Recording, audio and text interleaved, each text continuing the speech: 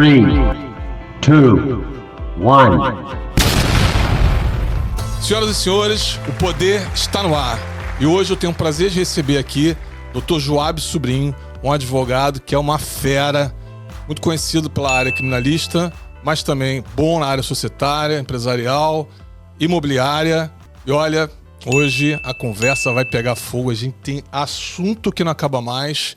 E hoje, se você não curtir esse podcast, esquece, vai assistir Jornal Nacional.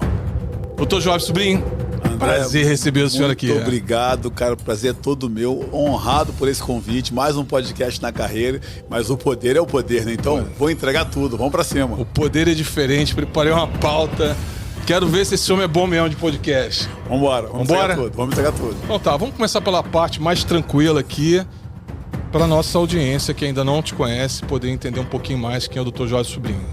Bom, para começarmos, me conta como foi o início da sua carreira e quando descobriu o direito e quando resolveu se tornar também um empresário. Então, André, na realidade eu fui fuzileiro naval, né? Com 17 anos, entrei pro corpo de fuzileiros navais, fui da Marinha.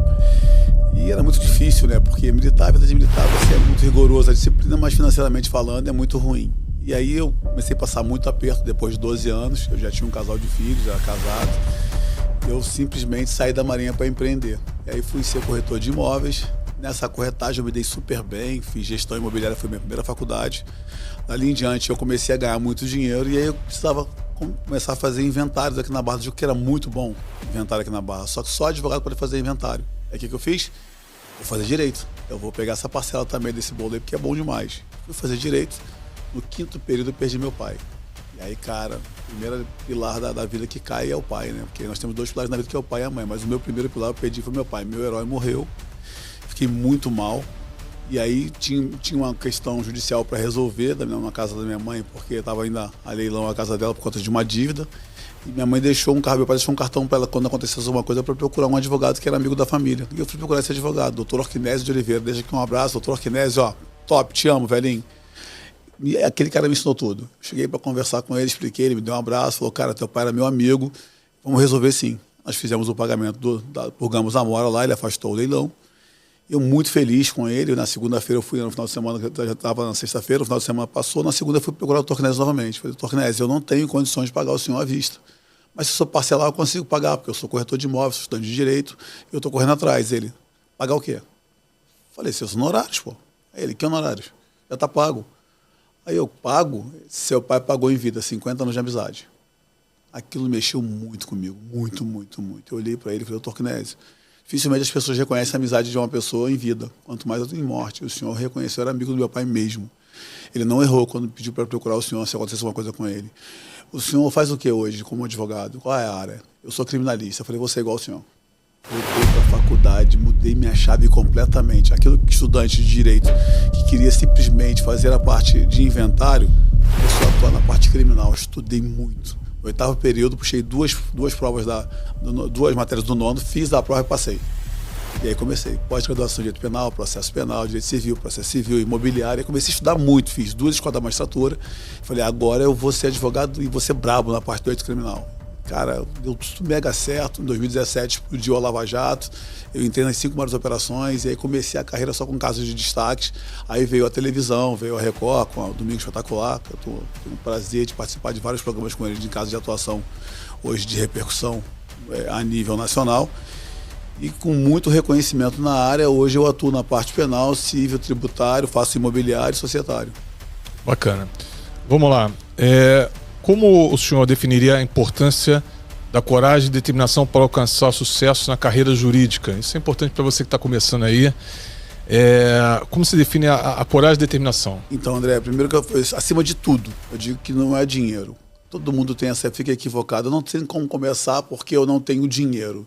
Você tem uma ferramenta chamada telefone celular, que é uma ferramenta poderosíssima. Ah, mas eu não tenho internet. Qualquer lugar que você for, de qualquer shopping, você tem lá um linkzinho, você pode colocar lá e puxar lá o sinal da internet, e o cara simplesmente ele consegue entrar no Wi-Fi da internet. É ter coragem de fazer. Acima de tudo. Não é dinheiro, não é você ser bonito, não é você ser rico, não é você ter boas roupas, é você simplesmente ter coragem de iniciar de onde você está. Se você tiver coragem, você consegue chegar em qualquer lugar. Agora, acima de tudo, é você entender que é um jogo, que o empreendedorismo faz parte desse jogo. E a Faculdade de Direito não ensina isso. Os advogados hoje são colocados aos montes hoje no mercado, sem nenhum conhecimento do empreendedorismo. Ele pega um colega, vai simplesmente falar, vamos abrir um escritório de advocacia, vai, quebra a cara, com 2, 3 meses está fechado. Ele precisa entender que ele é um empreendedor nato. No momento que ele fala assim, olha, eu vou empreender como profissional liberal, porque o advogado é um profissional liberal, ele vai entender que o empreendedorismo ele tem que ter conhecimento pleno, não só das matérias do direito, porque conhecer muito o direito e não conhecer nada de empreendedorismo é fracassar logo no começo da carreira. É muito bacana o que você está falando. Eu entrevistei aqui outro dia um cara que ele se formou em odontologia. Só que ele tinha também um DNA empresarial. E é o que você acabou de falar. As faculdades formam profissionais para cada um para sua área. Sim. Mas não formam mentes empreendedoras. E o que falta muito é o cara saber que ele pode ser muito mais que apenas um profissional focado no direito, na odontologia, no que for. Mas o mindset, que é o que você está falando. Eu fui convidado há pouco tempo para um AB para fazer lá, estavam fazendo uma mentoria. Então tinha lá um advogado à frente, dando mentoria para os iniciantes, mostrando como é que era para chegar ao sucesso. Eu fiquei horrorizado com aquela situação, porque depois eu conversei até com um colega lá e conversei também com o presidente da ordem e falei para ele o seguinte, qual o significado da mentoria de ter um mentor? É de ter uma pessoa de sucesso à frente. E vocês me convidaram para vir para me assistir. O palestrante chegou de Uber, não que eu ando de Uber também, mas o cara chegou de Uber porque ele não tinha carro mesmo, ele não tem um carro, ele tem uma história há 30 anos no mercado, mas não é bem sucedido, tá buscando ainda o pão de cada dia e está lá dando mentoria para quem está começando, ou seja, ele vai ensinar o que se ele não aprendeu. Então a questão é, as pessoas acham que isso ia ser muito cruel, aí vem as polêmicas, vem todo mundo, já começa o pessoal já me derrubar logo no começo do podcast, né?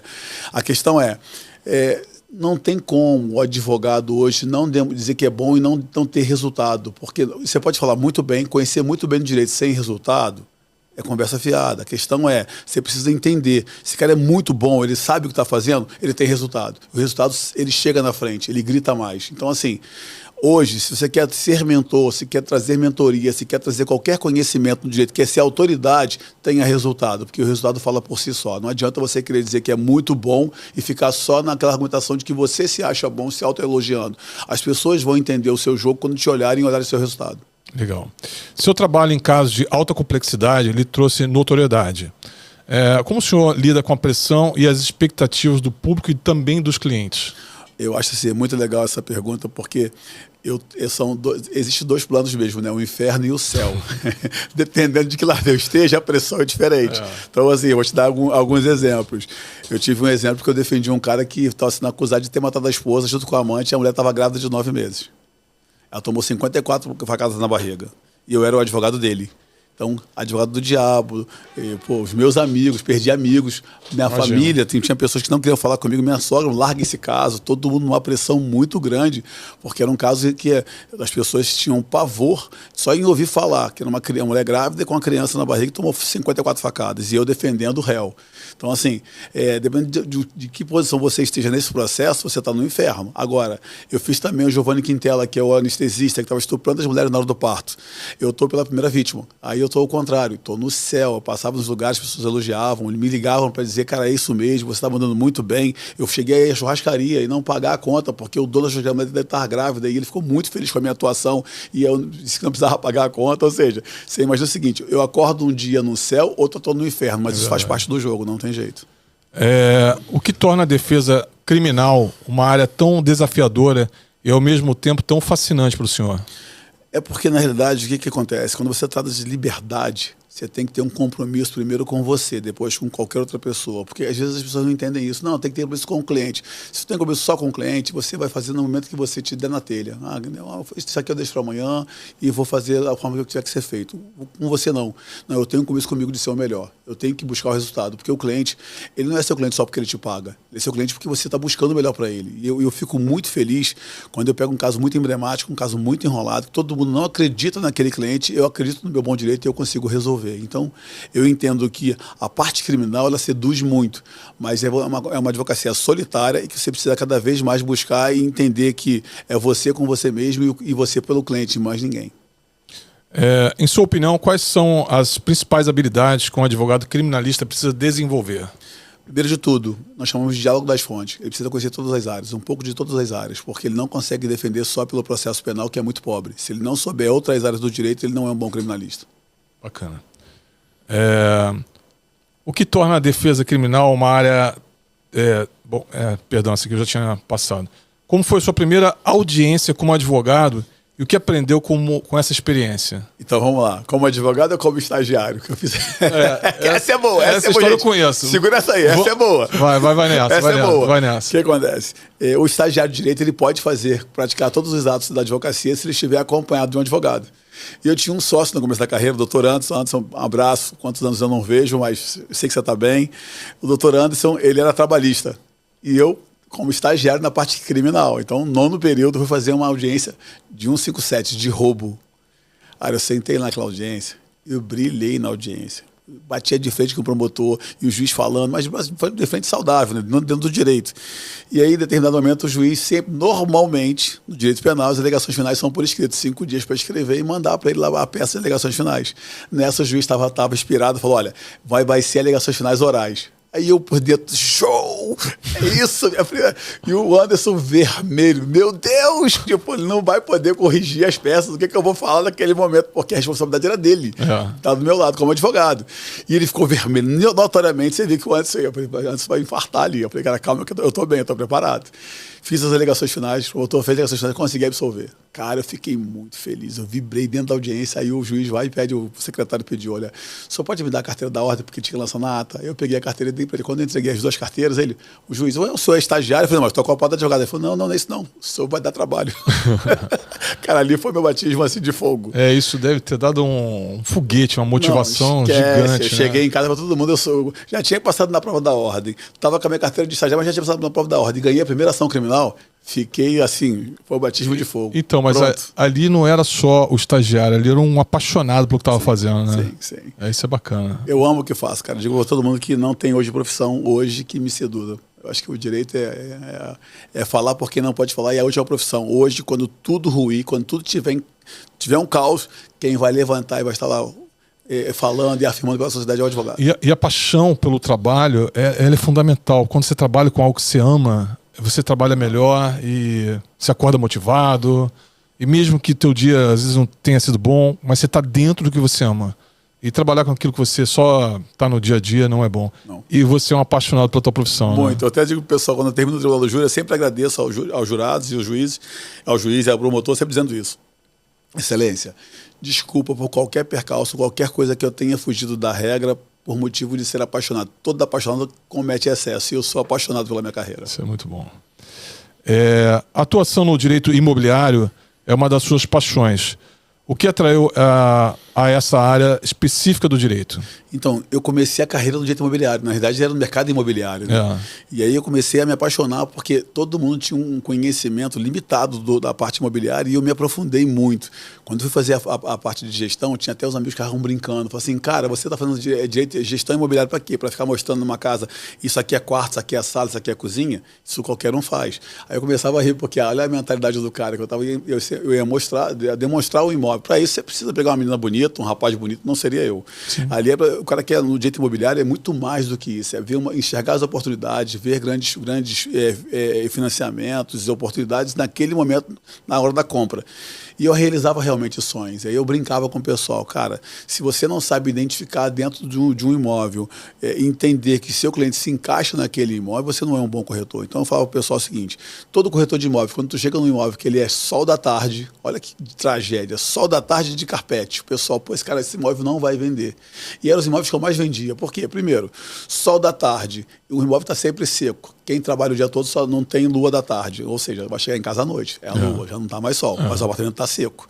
Segundo, era carpete. Então o carpete não vai ficar umedecido, não vai ficar com cheiro, mas como disse pela manhã, aquele mofo vai ficar ruim, o carpete. E as pessoas que compravam esse imóvel normalmente eram para fazer do jeito delas, trocar, arrancar o carpete, botar um porcelanato, fazer uma decoração naquele apartamento. Então quanto mais o imóvel tivesse no aspecto cru e mais envelhecido, menor seria o preço, melhor seria para ele comprar. Então era uma grande oportunidade. Cansei de vender imóveis com esse aspecto, quando os caras só queriam pegar aqueles imóveis já prontinho, lindo e maravilhoso, mas se o que é lindo para você pode ser feio para mim. E esses imóveis não saem. Agora, aquele imóvel que já é feio para todo mundo, eu posso transformar e o custo dele vai ficar melhor, eu prefiro esse. Então, eram umas coisas que eu aprendia de metodologia de venda, de marketing, de tudo em cima do mercado imobiliário que me fizeram observar que ele era muito rico e que dava para entender melhor o jogo. E eu, cara, vou dessa parte, vou te falar que enquanto eu fui corretor de imóveis, eu ganhei muito dinheiro. Eu tenho uma construtora, trabalho há 15 anos com imóvel, hoje é uma renda forte dentro da minha carteira. E te falo que não tem como a gente ganhar dinheiro ou empreender se não estivermos uma parcelinha lá no mercado imobiliário. Bacana. E ali você também, né, quando enxergou, você trabalhou com corretor, né? Sim. Que o problema para alguns corretores, que é o Sol da Tarde, você entendeu qual era o que tinha de bom naquilo e transformou isso num potencial de venda. E muito mais do que isso. Você conseguiu mostrar valor para as pessoas, Sim. quer dizer, mudar o ponto de vista. E no direito também tem muito disso, né? Poder interpretar os problemas e saber entender como direcionar para uma causa de sucesso, né? Eu digo, pessoal, que o direito ele é tão visionário. E nós é que fazemos a jurisprudência. Eu vejo muitos advogados hoje buscando a jurisprudência do STJ, do STF, buscando a jurisprudência dos juízes, só que a jurisdição é inerte. Quem provoca o juiz, o magistrado, para pensar sobre aquela tese é o advogado. Então, assim, tem uma tese muito legal. Todo policial que comete crime, ele é afastado imediatamente das funções. Eu estava defendendo um policial que ele foi afastado pelo crime de peculato, que ele deveria ter praticado em tese um crime de peculato, que é de 2 a 12 anos. E ele foi afastado. E aí eu fui lá para a juíza, eu pedi para que ele fosse reintegrado, falei os motivos, o promotor foi contra. A juíza, antes de julgar, eu entrei no gabinete dela e falei, excelência, eu já falei como advogado, o promotor já falou como promotor, agora eu gostaria de falar como cidadão. Ela me olhou e falou, como cidadão? Como assim, doutor? Eu falei, ué, cidadão não pode falar? Porque o advogado já falou. O promotor também, cidadão gostaria de falar. Aí ela me olhou curiosa e falou, pois não, doutor. Então, excelência, um processo desse de 2 a 12 anos, réu primário, de bons antecedentes, forçando a barra, pega o quê? 2 anos. Ele é réu primário, pena na base. Processo, 2 anos, prescreve com quanto, excelência? 4 anos? Em regra, 4 anos. Né? Então, um advogado, mais ou menos, seguindo exatamente o que diz o código, não precisa ser muito bom não, mais ou menos, vai passar de 4 anos esse processo pela quantidade que nós temos hoje no judiciário? Ela sim. Então, excelência, não faz sentido nenhum o meu cliente ficar como policial, porque eu digo para a senhora, sem adiantar qualquer tipo de mérito, que ele vai sair daqui como policial, vai arrumar um emprego como segurança, vai ficar recebendo o salário da polícia, o salário da segurança, só não pode cortar o salário, está só fazendo a função, mas ele não trabalha para o Estado, daqui a 4 anos está prescrito, ele recebe todos atrasados e ainda é promovido. E nós perdemos um policial. A senhora, se ele está na rua, põe ele para trabalhar dentro do batalhão, bota ele para pintar rua, para ele servir ao rancho, mas ele precisa prestar o serviço pelo salário dele, não ele ficar com outro trabalho fora e recebendo dos dois, porque aí é um prêmio, não é uma punição. Aí ela me olhou e falou assim, doutor Joab, eu digo para o senhor, quanto a fatos, não há argumento, eu estou reintegrando ele. Pô, cara, não faz sentido nenhum isso. Não faz sentido. Não faz. Eu tenho um policial hoje comigo, um processo de um policial comigo hoje, que eu não preciso revelar o nome, mas um policial civil.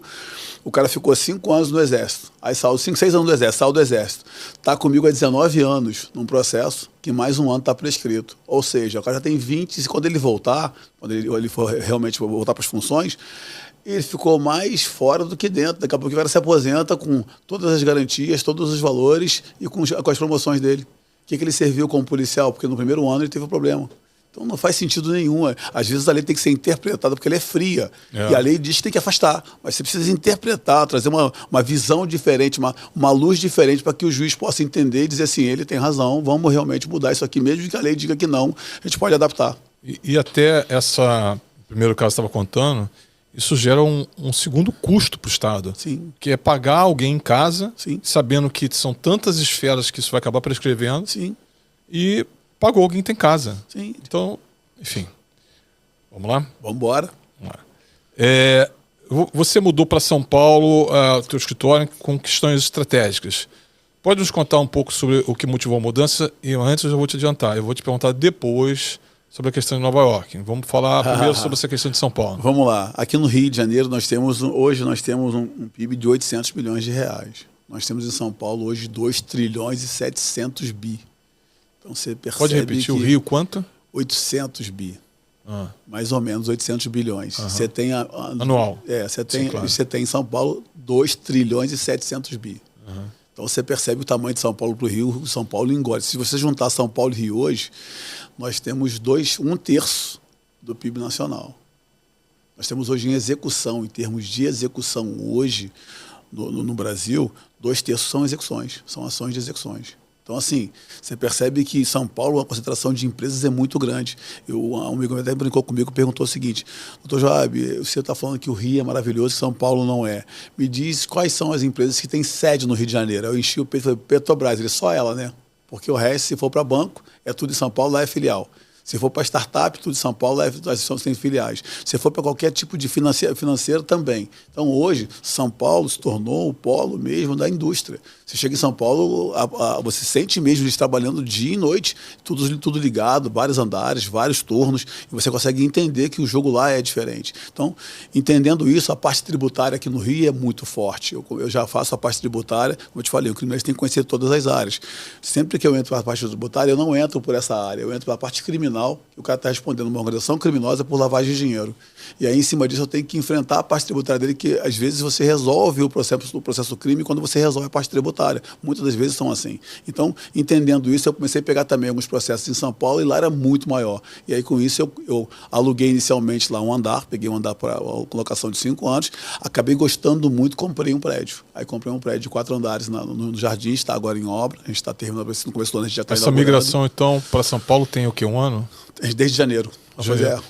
Eu morei lá bastante tempo e digo que depois do primeiro ano e meio que você está lá dentro, de São Paulo, deu certo, tá de pé, aí se decola. O paulista tem uma coisa. O carioca, eu sou carioca, o carioca dá um tapinha nas costas, é o melhor amigo. Sim. Acabou de conhecer. O paulista demora muito para aceitar amizade, mas quando se transforma para o resto da vida. E vou te falar, André, o São paulista amizades realmente mas o paulista tem uma verdadeiras. coisa diferente do carioca mesmo. Tá? Exemplo, você faz uma reunião com um carioca aqui, ele 99% da conversa ele está disperso. Sim, o carioca. Ele vem com o negócio. O paulista, ele desde o começo, na hora que ele chega até o final, ele não fica de dispersamento algum. Eles são muito objetivos. Eles trabalham de verdade. Uma coisa bacana em São Paulo, assim, você marca a reunião 9 horas da manhã. 8h30 o cara está no teu escritório. Isso aí. No Rio, você marca às 9, o cara chega às 9h30, porque o trânsito aqui é normal. Isso aí. 9 horas é hora de começar, não é hora de chegar. Isso aí.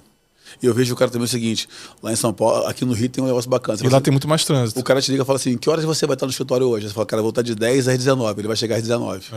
Lá não, o cara chega, ele marca na hora, ele chega na hora e detalhe, o bacana, ele vai pronto para a reunião.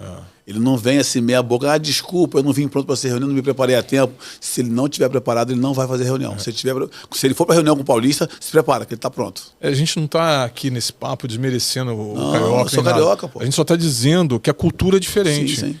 E que em São Paulo, se você não for assim, você não fica de pé. Sim. Porque tem milhares de pessoas extremamente competentes para tirar o teu lugar. E André, eu vou te falar para você, sou carioca, nascido e criado na Pão da Areia, em Niterói, no centro de Niterói.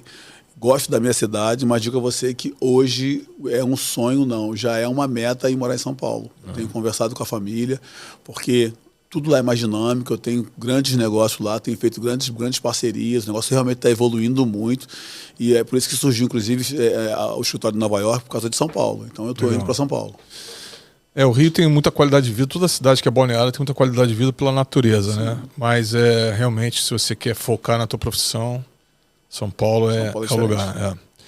Quais são as principais áreas, falando em São Paulo, quais são as principais áreas que você está atuando em São Paulo e como essa cidade está contribuindo para o crescimento na sua própria carreira? Então, tributário, como eu te falei, estou fazendo uma parte muito tributária e societária muito grande. Eu digo para o pessoal que a parte societária, ela não só para São Paulo, mas também para o Rio de Janeiro, porque todo mundo que vai empreender hoje fala o seguinte: eu vou ser empresário. Ele chama um contador, faz um contratinho de Google, senta ali, você é bom no marketing, eu é bom no comercial, eu é bom no financeiro. 3 sócios, depois, no final de tudo, eu digo para o pessoal que egg e raiva tem preço, eles saem na porrada literalmente, e aí fala: você não vende mais, você não faz mais no marketing, você não paga mais nada. E aí, qual é o preço da raiva e do ego? O capital social deles. Se eles investirem lá R$1 milhão, eles vão perder esse R$1 milhão, porque vai fechar a empresa. Lá em São Paulo, eles entendem isso. A gente prepara um memorando de entendimento de sócios, que a gente fala que é o acordo de cotista, antes de começar a jogar. Eles estão se amando, então quando nós estivermos nos odiando, nós vamos nos amar também. Então, da seguinte forma: você é bom no marketing, se nós estivermos nos odiando, você continua fazendo um marketing independente, eu a parte financeira independente e a parte comercial independente. E a gente faz um encontro depois de prestação de conta de todas as áreas. Mas nós não podemos jogar nosso dinheiro fora, porque uma empresa de R$30 milhões, se nós tivermos com egg e com raiva, vai perder 30 milhões. Que eu falo pro pessoal isso: egg e raiva tem preço, e é caro, tá? Então, assim, esse memorando de entendimento, ele ajuda muito. manter as empresas em pé. Então, eu atuo muito pesado na parte societária, a parte tributária, porque o criminal lá também é muito grande, o Tribunal do Júri, eu faço muito Tribunal do Júri em São Paulo, tenho visto também a parte de organização criminosa, sou especializado, então é muito pela parte financeira. Todo crime de organização criminosa tem a parte financeira envolvida e normalmente é a parte tributária. Então, isso tem me destacado muito em São Paulo. Eu tenho tido muito acesso aos empresários e tenho visto que a maioria deles, que às vezes cometem até crimes de lavagem de dinheiro, sonegação fiscal, não é por mal, é falta de conhecimento e às vezes de quem está do lado do cara está auxiliando errado. Bacana. Agora vou falar um pouquinho sobre também essa transição de Nova York. O senhor representa o banco BTG Pactual nos Estados Unidos. Sim. Como essa experiência e quais são os principais desafios de atuar em casos de grande impacto no setor financeiro? Então, o BTG Pactual, o Marcel é um cara maravilhoso, ele fez um convite do BTG Pactual de Nova York, ele me fez um convite porque nós temos muito brasileiro que quer trazer dinheiro do Brasil para aqui para dentro, do Brasil lá de fora para o Brasil, e tem gente também que quer levar daqui lá para fora. Mas não é por doleiro, não é dólar cabo, não é nenhum tipo de coisa ilegal. Eles simplesmente não sabem como realmente operar o câmbio. E aí surgiu a ideia de nós estarmos fazendo uma junção do escritório da J. Sobrinho com o BTG Pactual de Nova York. Nós assinamos um contrato e agora eu estou indo dia 24 de novembro inaugurar lá a J. Sobrinho Invest Capital Corporation, né, que é justamente a nossa empresa nos Estados Unidos. Então a gente está com foco em holding, está fazendo offshore, então a gente está trabalhando exatamente para os brasileiros saberem como trazer o dinheiro e como levar o dinheiro de forma lícita e através de um grande banco, que hoje é um dos maiores bancos de investimentos do planeta, que é o BTG. BTG. Como é o desafio de manter escritórios tanto no Brasil, né, Rio, São Paulo, quanto agora em Nova York? E quais são as principais diferenças entre esses mercados? Primeiro que é o seguinte, a gente precisa entender que a gente não trabalha sozinho, né? Assim, agora deixa eu ir para a minha equipe, da minha sobrinha, a minha gestora Natália Santos, é uma pessoa fantástica, uma advogada de ponta, apesar de ser nova de idade, tem já tem na carreira já um nível muito elevado frente aos advogados que já estão no mercado. Então, assim, ter bons gestores, bons advogados, pessoas que entendam e se comprometam com o teu nome, porque eles precisam se sentir pertencentes. Eu falo o seguinte, ninguém trabalha comigo, nós trabalhamos juntos. A gente está buscando cada vez mais um lugar ao sol. E aí, quando a gente está buscando isso, quem está à frente tem que ser líder, e eu tenho que me preocupar muito com a minha imagem, porque eu carrego a imagem deles também. Da mesma forma que eles precisam também se preocupar com a minha. Então, assim, a ideia hoje é ter bons gestores sempre, ter pessoas qualificadas. Eu estou sempre presente nos meus escritórios, eu não fico sem ir no escritório. Lá nos Estados Unidos a gente não pode advogar, porque na verdade nós somos advogados no Brasil, nós temos lá, o direito é diferente, a família comunal lá é tudo diferente, não é o direito romano e germânico que nós temos aqui no Brasil. Então, para isso, lá é um escritório de negócios. Então, o J. Sobrinho Business é negócio mesmo, é para você trazer os negócios financeiros do Brasil e do Brasil para lá. Então, não precisamos atuar como advogado, e sim como negócio. É óbvio que o dono do J. Sobrinho Business é o advogado, que sou eu, junto de uma equipe que tem hoje 4 escritórios de advocacia. Então, a gente vai dar todo o suporte jurídico dentro do Brasil e todo o suporte que precisar dos Estados Unidos também. Bom, para um apaixonado por trabalho, isso vai ser mole, né? Porque o seu dia não tem 24 horas, tem um pouquinho mais, né? Cara, eu vou te falar uma coisa impressionante, que as pessoas falam assim, quem tem dinheiro curte muito a vida. Cara, eu curto minha vida, mas eu digo a você que eu trabalho muito, mas eu curto trabalhando, por esse motivo que eu gosto do que eu faço. E as pessoas falam assim, se eu tivesse o dinheiro dele, eu estava aposentando. Amigos meus ficam loucos. Cara, por que você não se aposenta? Você é maluco? Eu falo, cara, não, bicho, porque não faz sentido me aposentar. Eu acho que o desafio é esse, todo dia acordar com um desafio novo, eu vou empreender, eu vou fazer, a coisa vai acontecer e colocar a coisa para acontecer. Trabalho incansavelmente. Esse dia que eu fico triste quando vai se aproximando o horário de ir embora para casa, não porque a minha família passa comigo, minha esposa está comigo sempre em alguns eventos, ela está trabalhando comigo, mas não é por isso, é por causa do momento de, cara, eu deixo de produzir, aí eu tenho que desacelerar para dormir, porque eu começo lento e termino pegando fogo. Então, assim, as ideias vão fluindo e as coisas vão acontecendo. E é muito bom, né? É diferente. Muito bom.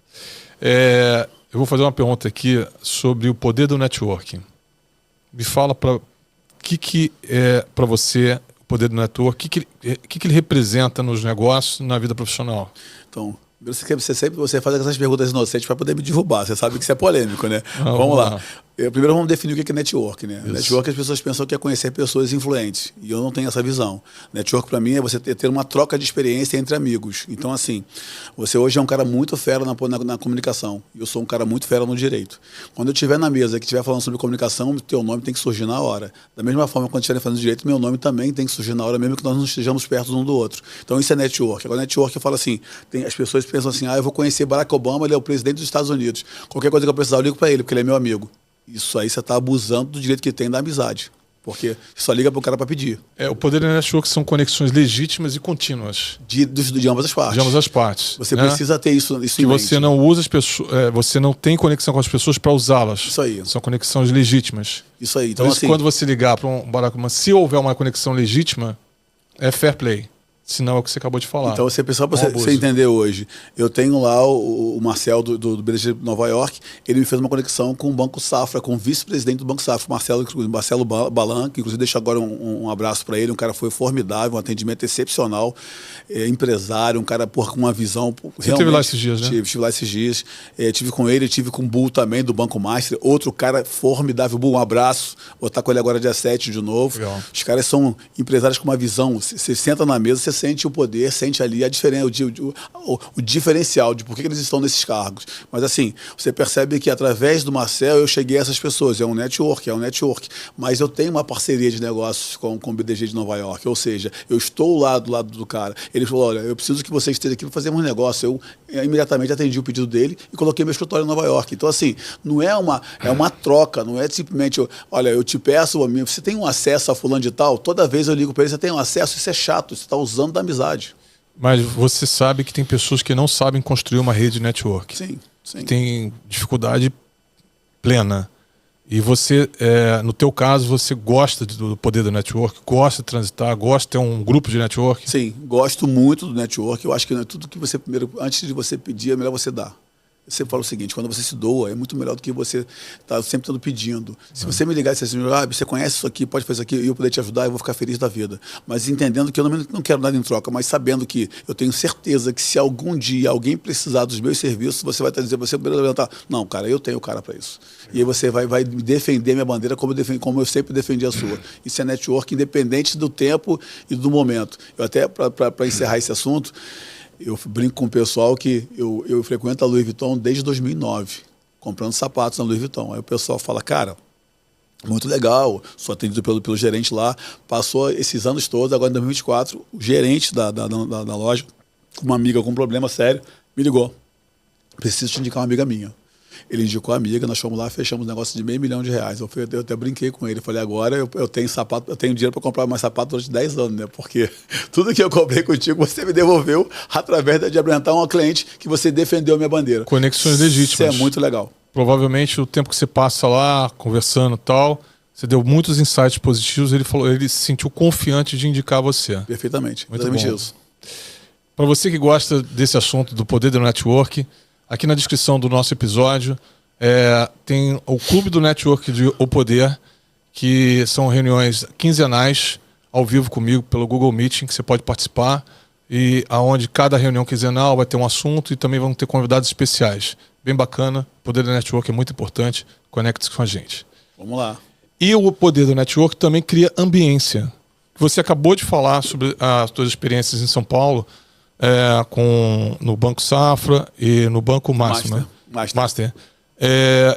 Essa ambiência também é muito importante para que a gente construa, enfim, novos entendimentos, né? Se você está num ambiente ruim, provavelmente você vai também criar novas raízes que não são de evolução. A ambiência também é importante. E, André, a ambiência em São Paulo e Nova York, acredito que vai mudar também o jogo. Então, o que eu falo pro pessoal? É tão importante isso, as pessoas acham que você está esnobando as pessoas, que não precisa disso. Cara, o jogo é esse. Ou você entende ou você está fora do jogo. Exemplo, eu quando era mais novo, eu jogava um joguinho chamado Búlica. Era bola de gude dentro do buraquinho, 3 buraquinhos, né? Então o Búlica, que na minha época, 51 anos, olha eu entregando a idade. Eu jogava Búlica, era bolinha no buraco. Hoje eu jogo golfe. É a mesma bolinha no buraco, mas um padrão mais elevado. Então, assim, muda. E você vai perguntar, você joga bem tênis? Joga bem gol? Não jogo nada, sou uma merda nos dois, mas tô lá. Mas tô lá, pô. A única bola que eu acertei na vida no golfe, não tinha ninguém filmando, porque é errada, todo mundo tá filmando. Pra vídeo cacetada tá perfeito, mas pra jogar mesmo, mas estou lá no meio da galera. Quando termina, eu tô todo suado, junto com a galera, trocando ideia, conversando, e quando acontece algum problema de repercussão, um caso sério, que eles precisam de um bom advogado, o cara fala, cara, eu jogo golfe com um cara que é foda. E aí ele me liga e me indica o cliente. Então, assim, você precisa mudar o local, não precisa mudar o ambiente, não adianta, o ambiente faz a pessoa. Faz, não o ambiente tem, é muito importante. Eu tenho um advogado que é amigo, que ele faz uma coisa, cara, que eu ligo com ele de vez em quando e falo assim, cara, para com isso, bicho. O cara, ele quer ensinar as pessoas da internet a comerem mais barato. Aí ele fala pra você o seguinte, gente, ó, no restaurante aqui no centro da cidade, começa com R$2 e pouca comida. Quando dá 2 horas da tarde, cai para R$1,20. Ou seja, cara, qual é o tipo de cliente que você vai querer pegar usando essa estratégia? Porque, cara, você está mostrando que você está precisando, não está conseguindo pagar a comida. A mentalidade então, assim, não está boa. Eu vou para ele diferente. Eu vou estar num restaurante, no Masterchef. Vou estar num cara bem foda para mostrar para ele que aquilo ali é diferente. Então, assim, é isso. Vou aproveitar, fugir um pouco da pauta. Vai me derrubar. Agora é meia hora. Não, agora, daqui a pouco ainda. Você falou do golfe. Sim. Eu sou um apaixonado por golfe. O golfista, ele precisa esvaziar a mente. Senão, o taco, quando sobe e desce, você não acerta a bola.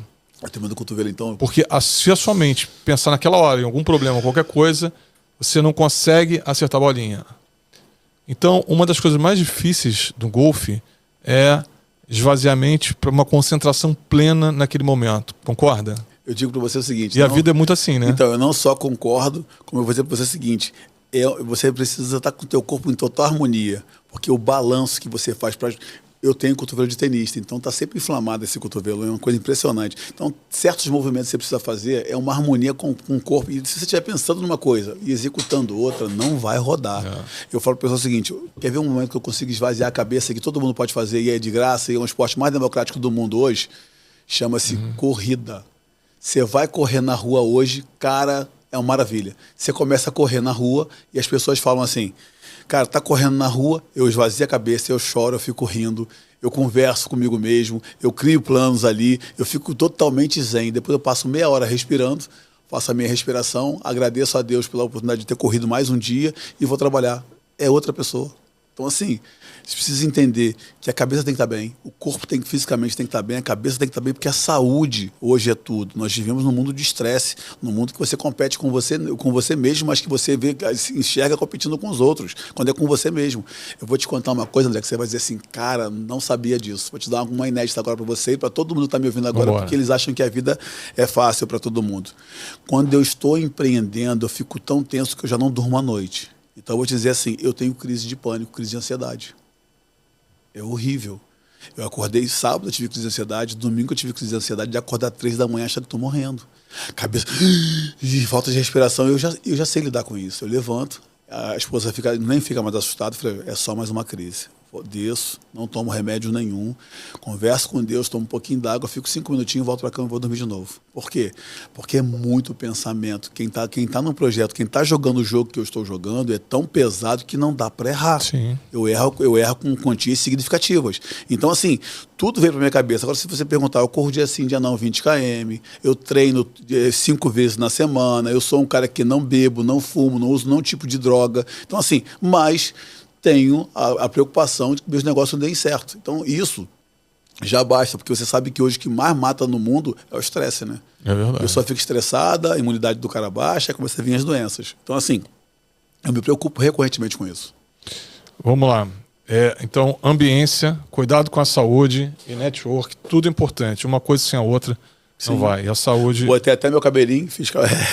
Eu era careca, saí do grupo, não vem com inveja, eu saí do grupo dos carecas. Mas eu já corto penteado, rapaz. Eu não tenho mais esse problema. Eu botei cabelo, eu fiz faceta, eu perdi 35 quilos. Todo cara que quer ser rico, todo cara que quer hoje ter sucesso, tem que ter também uma imagem de sucesso. Não dá pra ser gordo, careca e com dente faltando. Não, que careca isso não dá roda. pra ser, pô. Dá não, bicho, não dá não. Eu tô ótimo assim. É porque você botou a barba. Eu tirei a minha, então não dá pra ser careca. A operação Pyramids, é assim que se fala? O nome da Pirâmides? Sim, Pirâmide. Foi um caso muito comentado. Quais foram as maiores dificuldades e aprendizados nessa investigação? Então, primeiro que a pirâmide é um crime financeiro que muito em voga. As pessoas continuam caindo nesse tipo de coisa porque elas querem enriquecer de forma rápida e sem trabalho, sem esforço nenhum. Isso não existe, tá? Então, eu já digo a você que você não vai simplesmente investir na pirâmide e ficar rico de uma noite para o dia. Tem um psicológico muito grande disso. Eles envolvem você num psicológico muito grande. Vou te dar um exemplo. O que era essa operação? Então, eu vou te dizer o seguinte, André. Eu tenho aqui, hoje eu sou um cara que sou bem relacionado. Sou um cara que todo mundo acompanha na internet, sabe que eu sou um advogado, sou bem sucedido, legal. Você começa uma pirâmide assim, quer ver? 4 pessoas, 5 pessoas são investidores, sabe que é uma pirâmide, vão te dar aí cada um 20 milhões de reais. Então você tem 100 milhões de reais na sua conta. E aí você vem para mim e fala, doutor Joab, se você investir comigo 2 milhões de reais, eu te dou 10% de retorno. E aí eu vou, mas você precisa de pessoas influentes. Aí eu vou e faço o seguinte, pô, André, mas como é que você vai me dar esse dinheiro? Você, não, eu invisto em criptomoeda, pode confiar. Aí eu ligo para minha gerente. Falo, cara, eu tenho um cara que se eu botar 2 milhões nele, me dá 10%. A minha gerente vai lá e olha, me dá o nome dele, o CPF dele. Aí entra na sua conta e vai lá e olha. Sempre tem aquele gente que olha, né? Não deveria, mas eles fazem isso. Aí ele olha, cara, ele tem 100 milhões de reais. Aí tu tá de carro importado alugado, uma casa top na Barra do Juruá alugado e fazendo grandes viagens. Então eu olho você, eu não vou olhar as suas raízes, mas eu como advogado faria, mas as maioria das pessoas não fazem isso. Não olha da onde você veio, qual foi a tua origem, olha aquele momento. Aí eu coloco lá 2 milhões contigo. Aí no primeiro mês tu me devolve 200. 10% do valor. Só que você está me devolvendo o meu dinheiro. Eu te dei 2, pô. Então você até agora 1.800. Aí você me devolve mais 200. Aí eu já começo falando, vem cá, cara, eu tô com um empreendimento fera. Tô ganhando 10% de negócio, 200 mil. Aí o cara vai e põe o dele também. Aí você continua me pagando. E eu vou divulgando para todo mundo. Quando chegar lá, faltando tipo 400 mil para tu receber, já foi 1 milhão e 600 você me pagou, aí você me chama de novo. Tu já isso já está gigante. Eu estou divulgando você e as outras pessoas estão divulgando também, porque eles estão no mesmo mecanismo. Porque ela tem 2 fases. A primeira fase é a fase da construção do bolo e a segunda fase é a detonação desse bolo. E aí o cara faz isso aí na segunda fase, quando está com 400. André, você é muito bom. Vou fazer o seguinte contigo. Eu vou te dar agora 20%, mas só para você, desse valor aqui. Mas você tem que investir comigo 5 milhões de reais. Você tinha investido 2, ele te devolveu 1.600. Tá faltando 400, né? Aí você, pô, cara, eu já recebi quase tudo, esse negócio é seríssimo, vou ganhar agora uma fortuna. Aí você vende carro, penhora a sua casa, pega os 5 milhões e coloca. Nesse momento você tem quanto lá agora? 5.400. Você e todo mundo da segunda fase. E ele faz o quê? Explode. Ninguém recebe mais nada. E aí o cara fica com aquele psicológico, como até hoje eu vejo. Mas ele me pagava, eu recebia os juros. Mas esse cara vai para Marte? Não, ele some no mercado. Então assim, aí você fala assim, mas ele pagava. Eu recebia os juros. Não, você não recebia os juros, você recebia o seu dinheiro.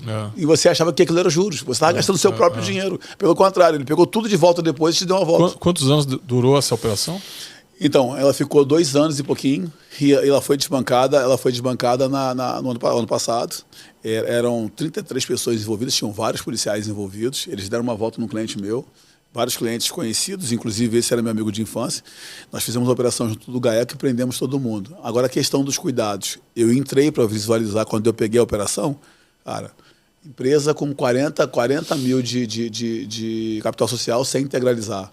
5 mil de capital social sem integralizar. 5 mil, o cara operando 1.200 bilhões, não faz sentido nenhum isso. Sentido, né? Aí o cara, 2016, o cara não tem uma formação de nível superior, nada que isso venha importar, mas para um cara, para o mercado financeiro, o cara tem que ter pelo menos um conhecimento nesta área, se dizendo que era trade, não tinha inscrição na CVM, tudo dizendo que ia dar merda. Mas aquela certeza de que, pô, eu estou recebendo, porque aqui mostrava até o extrato, tá aqui no meu extrato, mas era o dinheiro dele mesmo. Mas o cliente, nesse caso, ele quer comprar sonho. Ele quer comprar sonho. Tem uma coisa que o pessoal até fala que é uma verdade da minha visão, de que todo estelionatário ele se dá bem porque ele encontra outro igual a ele. Entendi. Porque se ele tivesse ganho dinheiro igualzinho, o cara estava metendo para ele não estava reclamando. Ele só reclama quando ele perde o dinheiro. Então, assim, ele também quer se dar bem. Um cara quer se dar bem em cima dele e ele quer se dar bem em cima do outro. E aí, quando dá errado, ele chora. Vamos embora lá. Como lida com as críticas quando representa réus em casos de grande repercussão midiática? Então, eu sempre digo o seguinte, ninguém lida bem com crítica, né? Quando você está sendo criticado, você fica chateado. Mas eu digo pro pessoal o seguinte, eu consigo entender que aquele cara está me criticando, ele tem os motivos dele. E eu sempre falo, hoje eu sou um demônio para você, amanhã você é um anjo. E eu te provo isso. Dependendo da situação. Se alguém da sua família precisa de mim, você antes de dormir, antes de rezar para você, você reza para mim. Tomara que o Dr. Joab fique vivo, fique bem, cuide da saúde, porque você precisa de mim. Então depende do momento. Eu sou hoje a sociedade me olha, quando eu estou defendendo casos de grandes repercussões, que eu estou pelo réu, como advogado do diabo. Quando é a defesa em favor dele, ou de algum ente querido, ou de algum amigo, aí eu sou a melhor pessoa do mundo. Eu sou o cara que virei anjo. Em caso de... como o senhor vê o impacto das redes sociais na profissão de advogado? Elas ajudam ou atrapalham? Não existe hoje advogado sem rede social. Vamos pensar no seguinte fato hoje, que eu falo para as pessoas isso hoje. Isso comprar qualquer área, tá? Vamos pensar que o advogado antigamente, ele ficava sentado no escritório e tinha que trazer algum cliente para bater na porta dele. Hoje, se você não chutar a porta do cliente com as redes sociais, você não vai estar ali no mercado. Porque tu imagina, eu tenho uns escritórios maneiríssimos, eu tenho aqui a cobertura do Vogue, que é lindíssimo, eu gastei mais de 6 milhões de reais numa cobertura. Como é que você vai saber que eu estou ali, que eu sou bom, achando que só a indicação vai ser dessa forma? Não funciona assim. Hoje é muito mais rápido as redes sociais, criar autoridade, demonstrar seu trabalho, fazer de forma... A própria OAB, que sempre vetou isso, dizendo que estava angariando o cliente, hoje, num julgamento recente no Conselho Federal, eles falaram o seguinte: o advogado que não está no Google Ads não está no mercado. Então, ou seja, eles entenderam que mesmo se na profissão... Mudou, as coisas mudaram. Que é fechada, mudou o conceito. Vamos lá. O senhor que tem quase 1 milhão de seguidores, como gerencia o impacto da exposição pública em seu trabalho? Então... O problema tudo é que os seguidores hoje, você tem seguidores de tudo quanto é de espécie, né? Você tem um hater que tá ali, o cara ele é apaixonado por você. O hater é apaixonado por você. Mas ele fala que não, tá? Porque ele te xinga, ele fica emocionado, ele tem que fazer algum tipo de comentário, mesmo que seja desagradável, mas ele faz o comentário. Mas a audiência dele pode dizer que é garantida. O seu seguidor mesmo, de repente, nem vai ver um vídeo seu, mas ele fica esperando o próximo vídeo para comentar e falar besteira. Então, esse cara, eu entendo que ele é apaixonado pelo meu direito, pelo bom direito que eu exerço. Mas, assim, essa mídia, essa exposição, ela só me preocupa naquilo que é pro caminho do mal. Eu sempre falo com a família para se preservar, não sair em fotos, filho, por conta justamente disso, porque é uma exposição muito grande. As pessoas me conhecem, mas eu não conheço todo mundo, então fica complicado. Como o senhor enxerga o papel do advogado empresarial na segurança jurídica dos negócios? Então, eu entendo o seguinte, que o advogado que faz a parte empresarial, esses dias eu até estou fazendo uma negociação com um jogador de futebol. E eu tive lá um advogado junto com ele. Cara, engraçado, que o cara chegou lá, a operação está sendo feita em nome do jogador. E ele está comprando lá um imóvel, tudo normal, ele chegou e me pediu certidão de ônus reais, me pediu os documentos todos da transação imobiliária. Só que ali a transação não é imobiliária, é societária, porque o cara está comprando a holding tem um imóvel dentro. E aí eu já tinha levado toda a pasta para ele, e eu estou vendo ele olhar aquilo tudo, e quando ele terminou, ele está perfeito. Eu falei: doutor, só uma curiosidade, o senhor está aqui para ver a legalidade do ato ou para fazer que seu cliente compre da melhor forma possível? Aí ele: como assim, doutor? Não entendi, a legalidade do ato. Aí eu falei: então está entendido. Aí, mas por quê? Porque seu cliente está comprando um imóvel de mais de 10 milhões de reais na pessoa física. Ele vai transformar isso aqui depois num condomínio, vai tributar 27,5% nessa pessoa do lucro que ele ganhar, 15%, mais 27% de imposto de renda dele. O senhor não deveria colocar isso aqui numa holding para que ele pudesse pagar um pouco menos o valor e entender se a compra dele é melhor e o lucro dele no futuro seria melhor também? Ou só é a segurança mesmo? Não, tudo bem, isso é só uma questão de entendimento. Ele não sabia o que eu estava falando. Ele foi ali contratado para olhar se era válido ou não a venda, se os documentos estavam em dia. Ele não quis perceber assim, chegar para o cliente dele e falar: cara, só um minuto, compra através disso aqui que seu rendimento vai ser maior, vai ser melhor. Ele não falou sobre isso. A decisão de abrir uma sociedade no início da carreira foi um grande passo. O que levou a essa escolha? Então, quando eu fiz essa sociedade, eu queria ter experiência. Eles eram advogados que já estavam no mercado e eu queria ter a experiência de advogar com caras que já sabiam do direito. Só que em menos de um ano eu tinha entendido que eles queriam ser advogados. E eu queria ser advogado empreendedor, que ser totalmente diferente. Eu chamei os caras para comprar uma sala. Eu falei: Deus me livre, não tem condição de comprar essa, tá bom aqui. E aí eu consegui comprar a parte dos dois, comprei 5 salas no mesmo ano. Então eu percebi que, na realidade, a minha cabeça me levava mais longe do que a deles. Eles queriam ficar atrás de uma mesa recebendo o cliente fazendo ação. Eu queria empreender dentro do direito. E aí realmente fez a diferença. Então até isso foi bom, né? Para perceber a diferença ali e poder seguir. O senhor já enfrentou algum preconceito na sua profissão? Como lidou com esses desafios e qual é a mensagem que deixaria sobre isso? Eu lido todos os dias com preconceito. É muito engraçado que o pessoal fala assim: você chega na faculdade para dar uma palestra ou numa reunião e fala assim: gente, aqui é o advogado. Aí, pô, de advogado todo mundo abre um sorrisão. Criminalista, o pessoal sente frio. Eles cruzam o braço. E aí você vê o seguinte: cara, peraí, por que você cruzou o braço? Você tá com frio, pô? Então assim, ou então assim, quer ver? Ele é muito bem sucedido também. advogado criminalista, né? Ou seja, tem sempre uma sacanagem embutida na mente. Ou seja, porque tu é advogado criminalista, tá roubando, tem algum tipo de sacanagem. Não, cara, eu lido bem com isso. Eu costumo dizer que a advocacia criminal é a arte da garça. Olha que bacana. A garça é toda branquinha. Mas onde ela pisa? Na lama. É a arte de pisar na lama sem se sujar, porque ela fica distante, tem as pernas compridas, né? Então fica na lama e ela toda branquinha. Se fosse para se misturar, ela era cinza, não era branca. Então é o advogado criminalista. Para quem busca transformação na vida similar à sua, que conselho prático o senhor daria para iniciar essa jornada? Primeiro de tudo, acreditar em você. Todas as pessoas vão vir contra você. Você é o seu pior inimigo. Porque você diz para você que você não é capaz. E quando você diz que você não é capaz, ouvir os outros também que concordam com esta tese de que você não é capaz é fácil. E aí faz eco. Quando você entende o seguinte, cara, eu sou capaz, eu vou resolver, e que eu não souber, eu vou aprender e vou realizar, você vai à frente mesmo que as pessoas não tenham esse mesmo entendimento. E aquele sorriso de deboche vira um sorriso amarelo depois que você concretiza aquilo que você se dispôs a fazer. Então, quer um conselho? Acredite em você. Você falou uma coisa muito legal, Joabes. Posso chamar? Sim, sempre. A frase do Dr. Joabes, você é o seu pior inimigo. Você convive com você 24 horas por dia. A sua mente flutua 24 horas por dia. Como manter a mente positiva o máximo de tempo durante o dia? É só colher coisas positivas. Quer ver uma coisa bacana? Vou te falar uma coisa, como é que mantém isso? Quantas pessoas pulam da ponte de Niterói por dia? Você não tem esse dado. Não tem. Mas se eu disser para você que pula basicamente uma pessoa por dia, você não acredita. São 365 pessoas, 360 pessoas por ano que se jogam da ponte de Niterói. Eu tenho um delegado que é amigo. E aí você fala assim, cara, mas por que essa informação? Porque a partir de agora, todo dia você vai ver um comentário, se jogou alguém na ponte. Porque a sua cabeça não estava atentada para isso, mas você começou a se alimentar disso. Então você fala de roubo no Rio de Janeiro. Todo dia você vai ver roubo no Rio de Janeiro. Você fala que quer comprar um carro vermelho. Você vai começar a ver carro vermelho na rua. Só carro vermelho. Agora, quando você se alimenta de coisas positivas também, eu digo para você o seguinte, quer ver? Quer ver como é que está a tua vida hoje?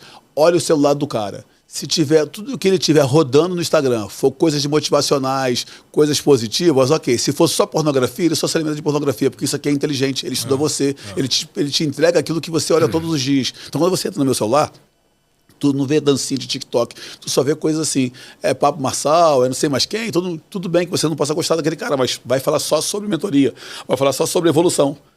Diferente quando você entra num cara que só vê pornografia, só vai ter dancinha e mulher pelada. Então, assim, essa é a ideia. Do que você se alimenta? Nós somos dois seres, né? A pessoa fala, você tem o bem e o mal. Qual que vence? É o que você alimenta. Eu sempre ser positivo. Parabéns, isso aí. Bom, vamos lá. Agora eu vou trazer outras questões aqui. E o que você acha sobre a legalização dos cassinos no Brasil? Então, vamos lá. Eu vou começar pelo jogo do bicho, não. Aí fica legal. Tá. Eu vou chegar ainda no Tigrinho e nos outros. Tá. Mas pode fazer essa conexão. Tá. Vamos lá. Nós temos um problema social, que é o jogo do bicho, que na realidade nós tínhamos que entender que isso já está superado. Essa contravenção penal está superada. Por que eu falo isso para as pessoas? Cara, eu tô com 51 anos de idade. Quantas vezes, quando criança, minha mãe pediu para jogar no jogo para ela, o jogo do bicho. Ó, o grupo tal, o elefante tal, bota tanto para mim lá, e eu ia na esquina, dava e me pagava e voltava para casa. Se nós olhássemos hoje, ela estava aliciando o menor a cometer crimes, na realidade, porque isso é contravenção penal, mas estava ali, eu estava indo fazer, eu era menor, e ela nunca pensou, né, que ela poderia responder, porque está botando o filho dela menor fazendo isso. Mas a questão é, isso já está superado, todo mundo sabe o que é jogo do bicho hoje. A questão é mais tributo do que outra coisa. Agora eu te pergunto, a quem interessa acabar com o jogo do bicho? Porque eles querem manter o jogo do bicho como contravenção, porque isso roda muito dinheiro em várias esferas. Então vamos pensar assim, se o jogo do bicho hoje fosse normatizado, que deveria ser, você pensa assim, ó, você vai na loteria hoje e joga. Você fica jogando lá naquele negócio de lotérica, loto fácil, loto mania, por que você também não pode jogar também no jogo do bicho? Então, na minha visão, isso é um problema que já devia estar superado. Só que continua sendo contravenção. Agora vamos passar para as bets. As bets botaram lá várias exigências, conseguiram fazer e é o mesmo jogo. Então fizeram lá, é jogo de azar também. Então o senhor me concede a palavra? Claro, sempre, sempre. As bets, na minha humilde opinião, o dano é muito maior do que o bicho e também que o cassino. Sim. É por isso que eu comecei com aquela pergunta. Porque as bets, elas pegam todas as classes sociais. Sim. Todas. E a classe social ali que está mais sofrida, o cara tá jogando ali, às vezes, para ter uma dopamina ali, etc. O bicho, como você falou, ele... Hoje, a tecnologia está tão forte que talvez não tenha mais eu não lembro o nome, se era mesário, o cara que ficava sentadinho. Hoje o cara joga jogo do bicho... O Aranha. Isso joga o jogo bicho online, para um aplicativo que às vezes está fora do Brasil, o servidor. Então, é melhor legalizar e tributar do que proibir algo que não tem como conter. Eu vejo que, inclusive o senhor acho que participou de algum processo com essa questão desses jogos de azar, Sim. tigrinho, alguma coisa, né? Nós falamos que o princípio da adequação social, eu já vi o seguinte, inclusive decisões no Tribunal de Justiça do Rio de Janeiro, de entender que não é contravenção penal e absolver sumariamente. Deixa nem o cara responder o processo por conta de entender que aquilo ali já está adequado à sociedade. Então, assim, não respondeu. Eu participei, agora inicialmente eu fiz Você teve um cliente que ganhou e não recebeu. 42 milhões de reais, ele e a esposa, no jogo do Tigrinho. Uma plataforma que hoje, se você fizer uma plataforma online de jogo do Tigrinho, qualquer um faz, tá? Isso é tranquilo, você consegue puxar e bota lá fora e você faz a plataforma. Só que assim, tudo que ele ganhava era boot. A máquina deu boot lá, bugou. Quando ele perdia era normal. E aí eles chegaram a 42 milhões jogando, comprovado. Tanto é que eu estou com uma ação em face da blogueira que os blogueiros, a responsabilidade, inclusive, desse pessoal que são blogueiros é total, porque o que eles fazem? Eles pegam o celular deles e falam, gente, ó, tá muito bom o jogo agora do Coelho. Aí ele entra e começa a jogar, aqui, ó, Blum, ganhei, Blum, só que aquele jogo dele é fake. O jogo dele é montado para ganhar mesmo. Montado para ganhar. E aí ele ganha, e isso é que deixa mais perplexo. Quando você pega, ele fala assim, não, eu não faço parte do jogo, eu estou simplesmente promovendo, eu estou lá anunciando o jogo, mas ele está jogando dizendo que está ganhando. E aí ele mostra carros, o resultado dele grita, né? Carros, casas, mansões, dinheiro, a pessoa se ilude com aquilo ali. E o pior de tudo isso aí, que se você pegar o contrato deles para analisar, lá diz que eles recebem percentual da sua perda. Ou seja, ele quer que você ganhe, que você perda. Perder. Você tem que perder. Alguém perco. tem que perder para alguém ganhar. Então não quer que você ganhe, quer que você perca, porque ele precisa ganhar esse dinheiro seu. Então, assim, o jogo do Tigrinho é uma contravenção que hoje é enfrentado, inclusive, como organização criminosa. Por quê? E você joga o dinheiro que você ganha ali. Se você comprar bens, é lavagem de dinheiro. Está lavando o dinheiro da contravenção ali. Então, a origem... Porque há pouco tempo teve o caso, inclusive, da Deolane, que o pessoal, assim, ela ficava o tempo todo mostrando, aqui, ó, eu pago, está aqui no meu imposto de renda, eu declaro o imposto de renda, sim. Mas a operação, a modalidade de lavagem de dinheiro não é o pagamento, não é a sonegação fiscal, é a integralização do capital. Então, assim, eu vou dar um exemplo chulo, que não é o caso dela, mas só para a audiência entender isso. Você rouba um banco e me dá o dinheiro. Aí eu vou lá, pago o imposto e põe incorpora ao meu patrimônio. Está tudo certo? Não, a origem está errada. Então, assim, a origem também do jogo do Tigrinho, quando eles integralizam, está errada a origem. Então, assim, mesmo pagando imposto, está errado. Aí, a legislação, a não ser a quem interessa, permitiu que legalizassem as bets, mas não permitem o jogo do bicho, porque para muita gente não interessa. Eu, falando em jogos, né, que é inevitável, tem que falar, que é uma realidade, eu entendo que o cassino vai gerar emprego. Sim. O jogo do Tigrinho não gera emprego no país, porque é tudo online, né? E vou te dar um dado importante, e inclusive assustador, e inclusive eu acho que deveriam até ser um pouco mais rigorosos. 80% das pessoas com cartão de crédito hoje jogam nesses jogos, cartão de crédito e Bolsa Família. Bolsa Família é o mínimo que o cara tem. O cartão de crédito foi proibido usar a função crédito, né? E Bolsa Família, o cara está utilizando a Bolsa Família, aquilo que era para ele estar se alimentando, ele está usando para jogar. É uma coisa impressionante como é que as pessoas fazem isso. Agora eu vou mudar um pouquinho. Sim. Vamos lá. O que o senhor acha sobre a Lei Maria da Penha? E se ela criou um desequilíbrio entre a proteção da mulher, que precisa realmente ser protegida, e o abuso por parte de algumas mulheres usando a lei de forma indevida para punirem seus parceiros, namorados ou esposos. Agora você me derruba de vez, né? Você falou que ia derrubar, veio para isso mesmo, você veio pronto, né? Mas é isso. Então vamos lá. Lei Maria da Penha. Tinha que ter uma lei para a mulher, para proteger a mulher, porque realmente estava exacerbada a violência contra a mulher. Inclusive foi uma punição do Brasil por não ter criado isso antes. A autora da lei, ela sofreu, ficou paraplégica, a mulher realmente sofreu de tudo quanto foi abuso na mão de um homem. Mas tudo aquilo que a gente faz para proteger de forma excessiva vira abuso. Então vamos pensar assim hoje. E, cara, todos respeitam as mulheres. Eu acho que teria outros mecanismos para serem feitos antes de você fazer da forma que fizeram agora recentemente. Dia 9 de outubro, a lei mudou. A Lei da Penha mudou. O que passou a ser agora? Olha que coisa exacerbada.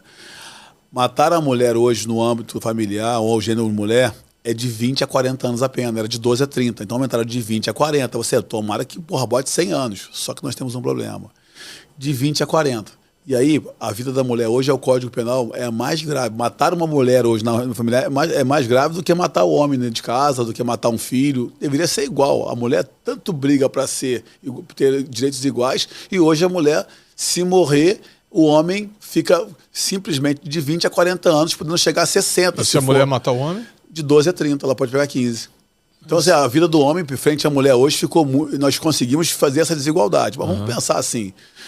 Nós, no Brasil, nós não temos a pena de caráter perpétuo. É uma cláusula pétrea. Ninguém fica preso perpetuamente. E aí você para pensar o seguinte, pena de caráter perpétuo, ninguém vai ficar perpetuamente. Se você tem 60 anos, mata a mulher na frente dos filhos ou do marido, pode chegar a 60. Então, 60, lá na própria lei diz que o cumprimento do regime fechado, inicialmente, é 55% da pena aplicada. Então, você está falando em 35 anos. Então, 60 com 35 são 95 anos, é pena de caráter perpétuo, porque...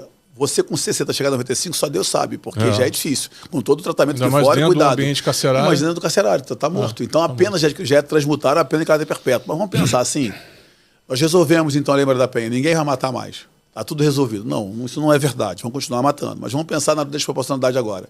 Por que eu estou pensando só na Lei Maria da Penha e botar de 20 a 40 anos para chegar a 60?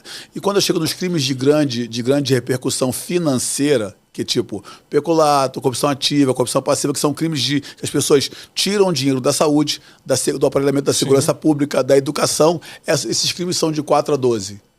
4 anos, de 2 a 12, com 4 anos está prescrita a pena de 2. Então vamos pensar assim, você, André, chega aqui, tem acesso aqui a 1 bi, você vai desviar esse dinheiro pelo seu acesso, aí você está respondendo lá corrupção passiva, corrupção ativa ou peculato. Sua pena inicial, 2 anos. Prescreve com 4. Então você nem preso vai ser. O cara que matou uma mulher aqui, ele vai tomar de 20 a 40, podendo chegar a 60 anos. Aí tu pergunta assim, quem mata mais? A conduta do André que desviou 1 bi da saúde e da segurança pública ou o cara que matou a mulher dele? Ele só morreu uma mulher, não tem que morrer nenhuma. Longe disso. Mas aqui, cara, no hospital, quando chegar lá, vai estar faltando aparelho, medicamento, porque você levou o dinheiro. Vai ter, o pessoal, se todo mundo hoje tá batendo palma aí pro Sérgio Cabral que tá solto, ainda tem gente que ainda consegue ser esse pessoal que bota a venda e esquece tudo que aconteceu. Você ficou surdo, mudo e cego. Não tem mais nada. E assim, a questão é, o Sérgio Cabral, o Rio ainda está no que está, porque todos os 5 governadores, 4 governadores foram presos, os últimos foram presos em sequência, só desviando dinheiro, e o cara está solto. Então, assim, imagina o cara, 420 anos desviando dinheiro nessas condutas, está solto, e nessa conduta aqui estaria preso com 55% da pena. Aí eu te pergunto, é justo ter aqui na Lei Maria da Penha uma pena tão exacerbada quando nos crimes que matam milhões de pessoas todos os dias por segurança e saúde, nós temos uma pena tão branda? Não é justo, mas eles nunca vão aumentar isso aqui, porque isso aqui não interessa, eles cometem, isso aqui eles não cometem. Então os crimes que eles cometem, eles vão estar sempre assim, ó, se protegendo. Nós estamos indo para as últimas perguntas do primeiro bloco, né? E depois nós vamos para um bloco que é o Poder em 40 segundos. Mas eu vou completar as últimas perguntas aqui. E só finalizando essa que eu acabei de fazer, eu também tenho um conhecido delegado, etc. E já vi histórias que mulheres que se cortam com... Se vingam. Se cortam e dizem que foi o cara. E o delegado muitas vezes fala que chega lá, dependendo do que ela contar, o cara tem que prender para depois investigar. Eu vou te falar que assim, a prisão é tão injusta. Eu tive um caso agora recente. Está muito desequilibrado isso. Eu tive um caso recente, que o cara é advogado, casado há 50 anos. O homem se torna vítima da mulher. A mulher dele morreu, ele arrumou uma namorada. Com 3 meses, a namorada falou que ele estava querendo bater nela, foi na delegacia. Não quiseram nem ouvir ele, tiraram ele de casa, afastaram ele do lar dele. Ou seja, ela estava namorando ele na casa dele. Só que é dele, ele morou 50 anos casado lá e com o escritório lá. Nós levamos 1 ano para trazer ele de volta para dentro da casa. Complicado isso. É muito absurdo. O que falou ali está valendo. É complicado. Eu não vejo uma mudança tão cedo, mas enfim. Precisa ter um equilíbrio. Quer uma sugestão? O cara que pratica o crime de Lei Maria da Penha, põe a tornozeleira nele e bota a identificação para a polícia. Se ele se aproximar dela, você viu que ele se aproximou dela, prende ele e aí fica no regime fechado. Eu acho que se o investimento fosse através de monitoramento eletrônico e com prevenção... E o que acontece se o cara provar que a pessoa mentiu, que a mulher mentiu? Então, hoje nós já temos na legislação que denunciação caluniosa é crime. Denunciar sabendo que a pessoa não cometeu crime, você comete o crime de denunciação caluniosa. Mas o crime é tão longo quanto se o homem cometeu o crime? De 2 a 8. Então, assim, mas vou te falar, me mostra na legislação hoje quantas pessoas respondem por denunciação caluniosa. Eu não tenho esse número.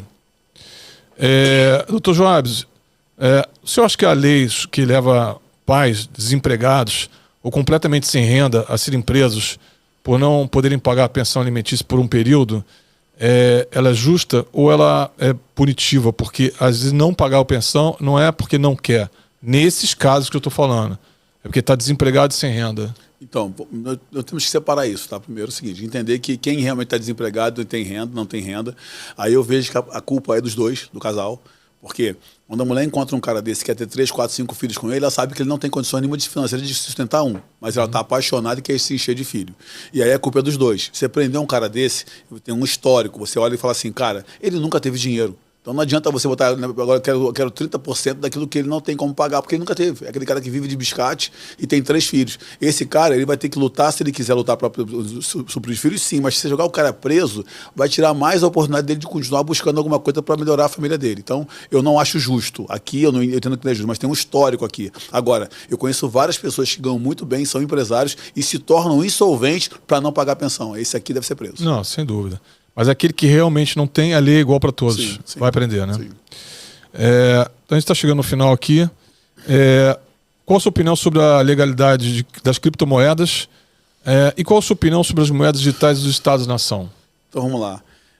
Entendo que a criptomoeda hoje não é ilegal, né? A criptomoeda hoje ela é ilegal. A pirâmide que é ilegal. Você pode pegar, se você tiver o mercado da criptomoeda, você pode, o mercado Bitcoin, as criptomoedas são válidas, são inclusive a modernidade inclusive do mundo. Eu acho que nós deveríamos todos caminhar para essa modalidade. Você vê que a Rússia, na guerra aí com a Ucrânia, o que salvou a economia deles foi as criptomoedas, porque eles fecharam todas as barreiras e utilizaram a cripto para poder continuar como nação.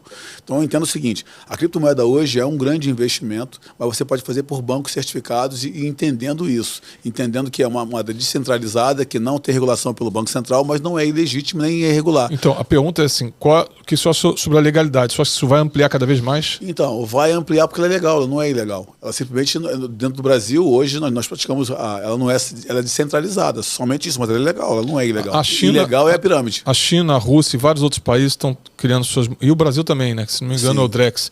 As suas moedas digitais estatais. Isso vai mudar a balança comercial dos países, porque hoje as trocas comerciais de importação e exportação são feitas em dólar. Sim. Então você exporta minério para a China e o pagamento é em dólar. Quando a moeda estatal brasileira e a moeda estatal chinesa tiverem uma troca, então vai deixar de se usar o dólar como uma moeda primária de câmbio para usar essas moedas estatais. Isso vai movimentar o planeta na questão do próprio valor de câmbio, né? Eu vou te falar uma coisa assim, que eu primeiro antes... Me parece que é um caminho sem volta. Mas nós vimos por esse caminho, acho que é um caminho sem volta, mas vamos pensar agora no micro, pensar aqui embaixo.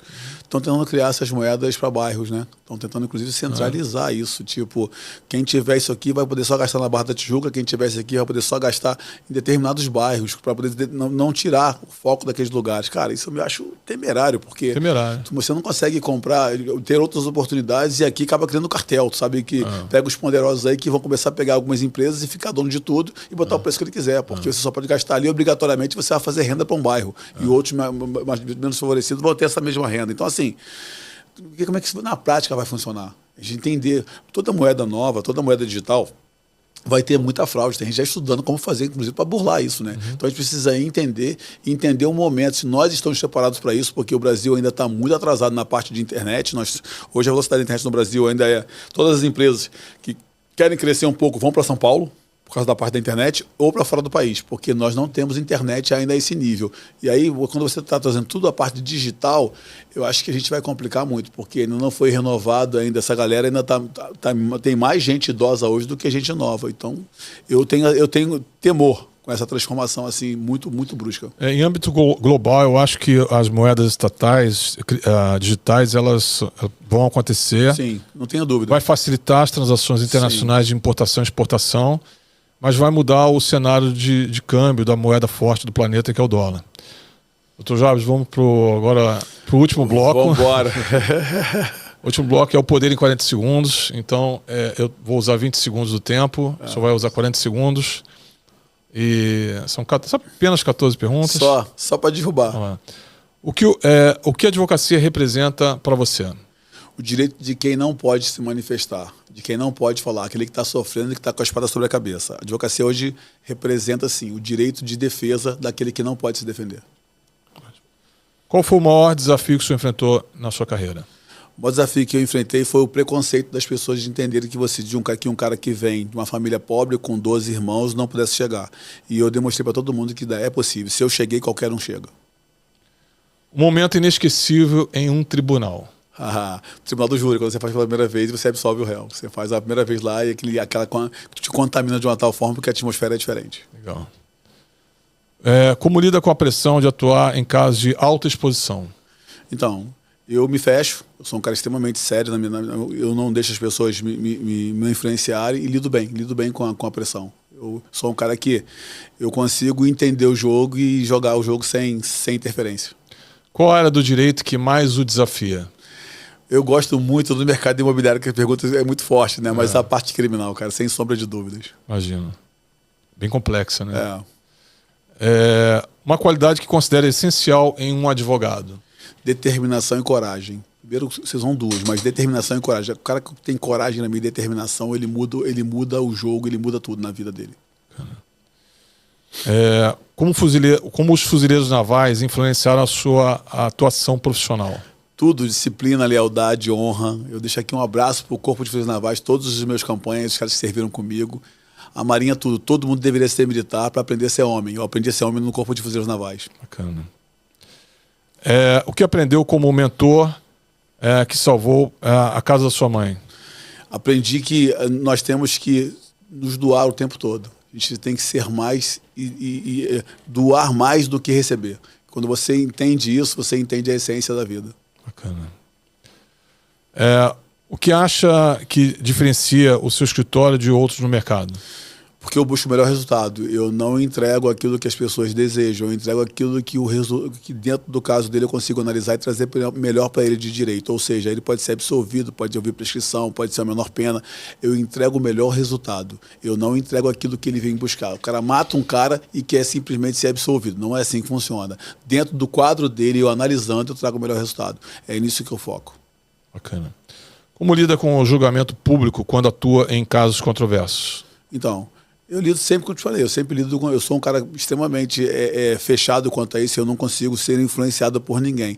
Eu tenho minhas convicções, acredito naquilo que estou fazendo e eu vou defender daquilo que eu realmente entender que seja justo para mim e para o meu cliente. Deve ser um grande desafio emocional, psicológico, tudo, né? Poder se fechar para poder... E para tudo, né? Porque manter a concentração. Você tem uma esposa em casa, você tem um filho, você tem uma sogra, você tem uma mãe, você tem uns amigos, mas eu consigo, e eles conseguem respeitar isso.